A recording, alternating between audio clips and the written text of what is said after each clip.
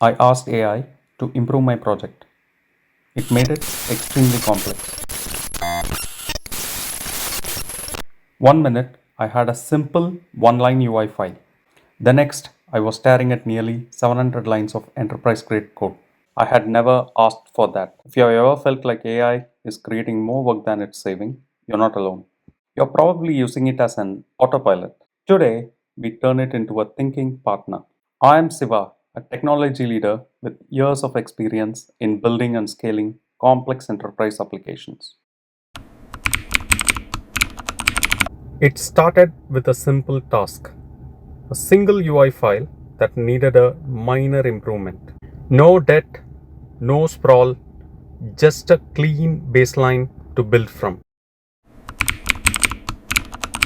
I treated the AI like an autopilot. I gave it a vague prompt and let it drive. I watched as it made 1,000 architectural decisions I never signed off on. By the time it finished, I didn't have a better project. I had a maintenance nightmare. In senior development, knowing when to start over is a superpower. I didn't try to refactor the mess. I wiped it. Back to baseline. This time, we lead the process.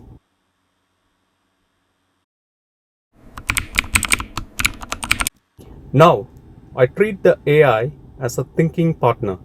I don't ask it to improve. I give it a policy.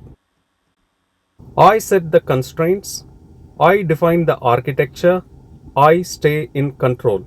The result: 6 lines of code that do exactly what I need. No technical debt, no bloat.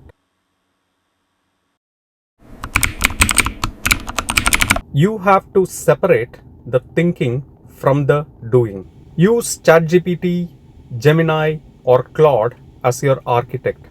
This is where you debate patterns, set policies, and define the no-go zones. Your IDE is your factory. It's built for execution speed. But if you haven't set a policy first, it will just build technical debt faster. The secret is transfer. You agree on the design in the chat, then feed that specific policy into your IDE as a constraint. An architect doesn't swing the hammer, and a builder doesn't design the skyscraper. Use them accordingly. Complexity is the natural result of an autopilot. Simplicity is the result of leadership. Start building with intent. Thanks for watching.